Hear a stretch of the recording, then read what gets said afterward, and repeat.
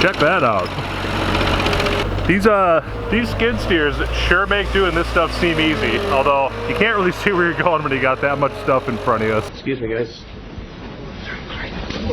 That might be a record for the most bush ever held by one man at any time. Hi, this is Ron Jeremy. You're listening to Go Sonic.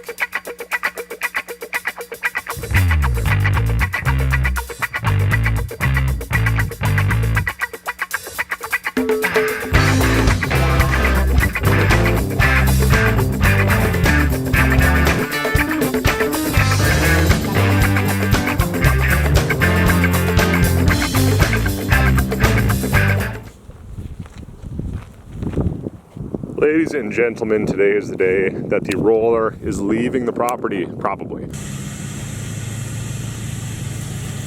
Hey, straighten her out.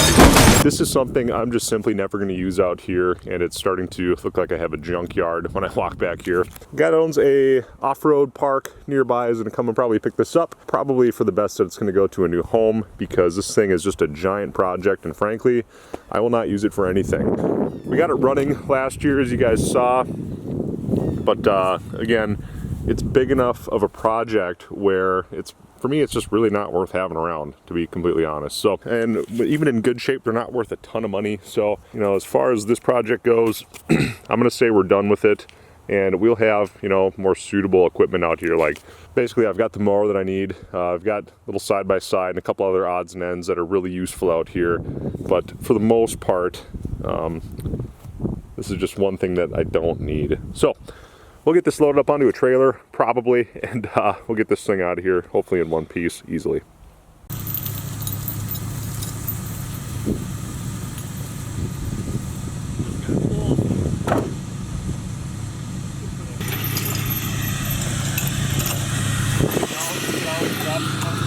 All right, we're gonna pull it up onto the trailer. Let's see how this goes. We got chains and a dream, and it's gonna work.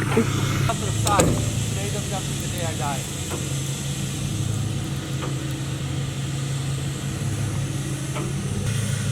What? Stop! Stop! Back up! Hold on! Oh yeah. Oh yeah. That's Turn it! Back up real slow.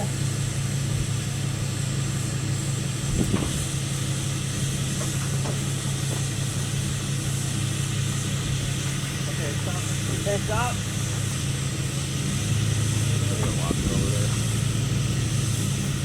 Nope, that ain't gonna clear. No, stop. No.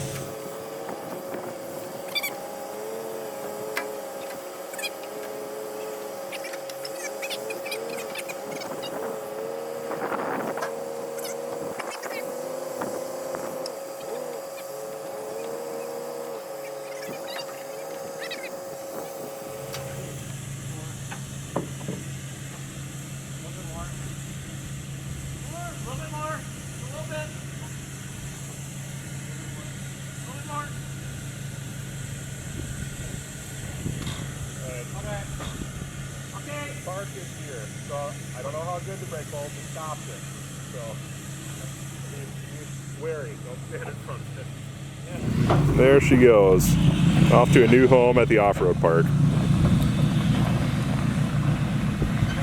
A good buddy of mine, Les, has kind of assumed the head staff mowing responsibilities of cutting the grass, and it's been awesome. It saved me a bunch of time, and I not only saved the time mowing, but the time that would otherwise be spent mowing, I can actually take time and keep machines running. You know, any downtime prior to this was time where I couldn't mow, and it was pretty much just an endless cycle of just keeping up with grass and what have you, and not really getting super far with a lot of things out here. But he came out today and did a whole bunch of mowing out here, and it looks like a golf course. So big thanks to Les. He's our mowing chief of staff.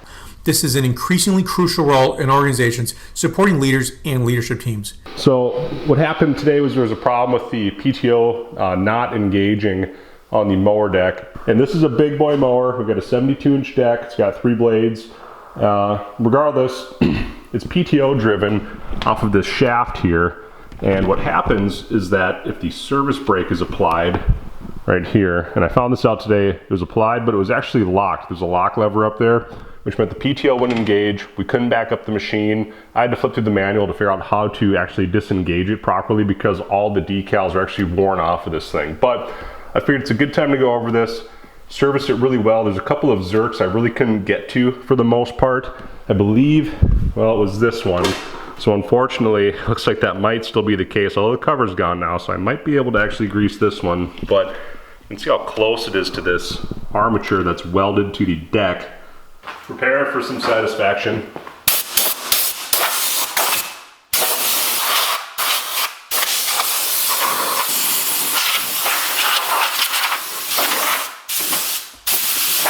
After a whole tank of air, that stuff's getting expensive too.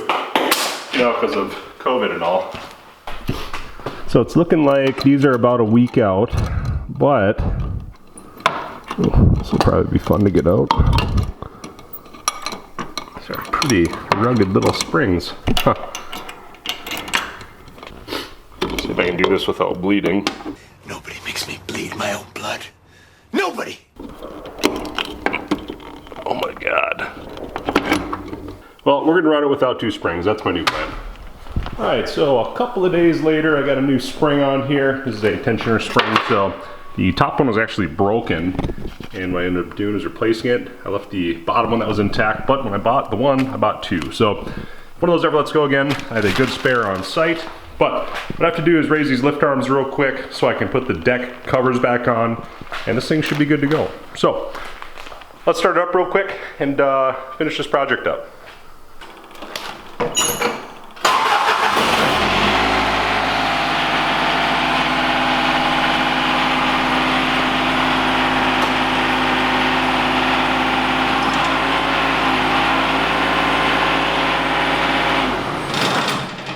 Pretty happy with the machine overall, but there's a little design flaw where you do have to disconnect the arms to remove those deck covers, which I thought is kind of interesting. So also those back on, and this thing is ready to go put in some more work. I should say the only other complaint I've got is this grease zerk on this one pulley is directly beneath this welded arm of the deck, so you can't really service it unless you get a real skinny grease gun apparatus. So regardless, everything else is serviced, the deck is clean, the belt looks perfect, we got perfect tension on it now. I'm gonna cut a little bit and see if that was our problem. We're starting to get cornrows, I guess for lack of a better word, when we were cutting in deep grass. So hopefully it was the pulley not keeping up with the amount of load put on the blade system. So that's all I got. I'm gonna zip this back together. I'm gonna try some cutting.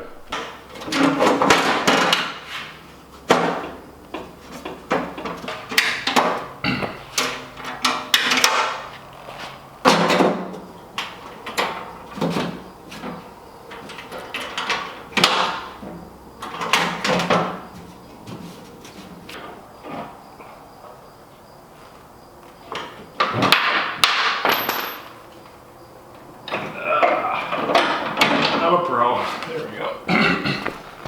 One more struggle. Here we go. Oops. There. Cotter pins, we're good to go.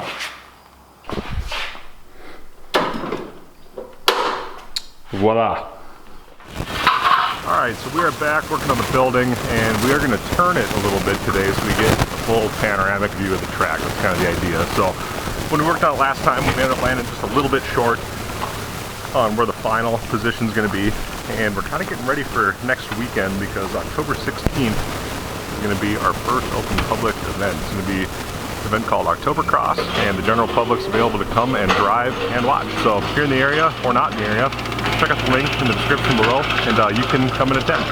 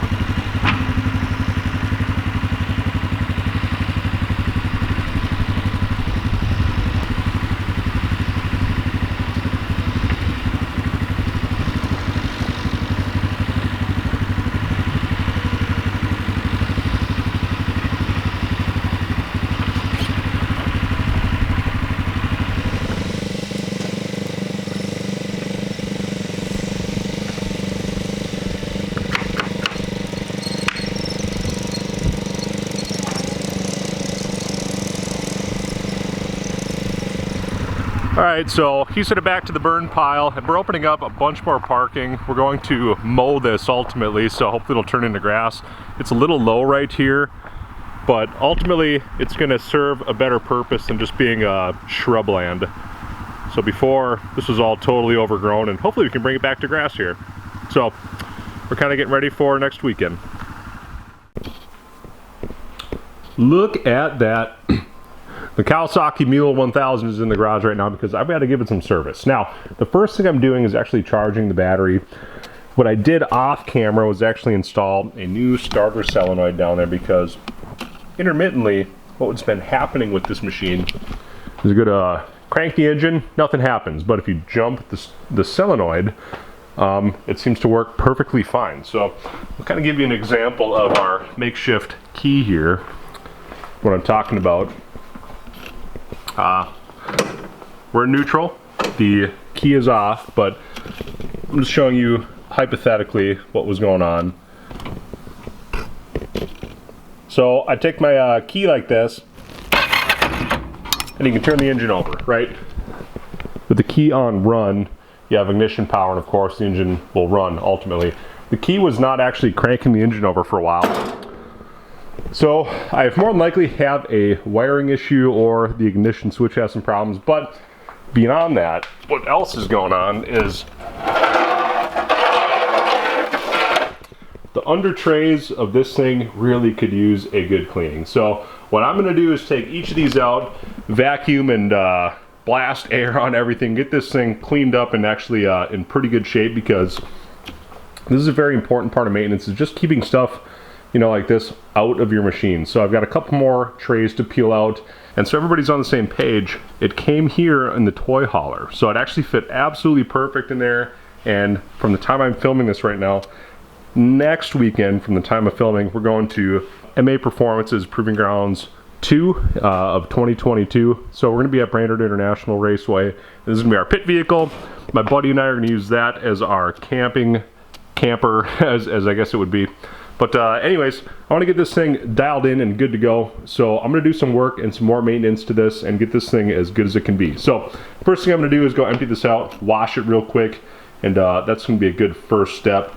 We're going to get this thing nice and clean, ready to go, and then hopefully figure out our wiring woes. So let's get this Kawasaki Mule running as good as it should be.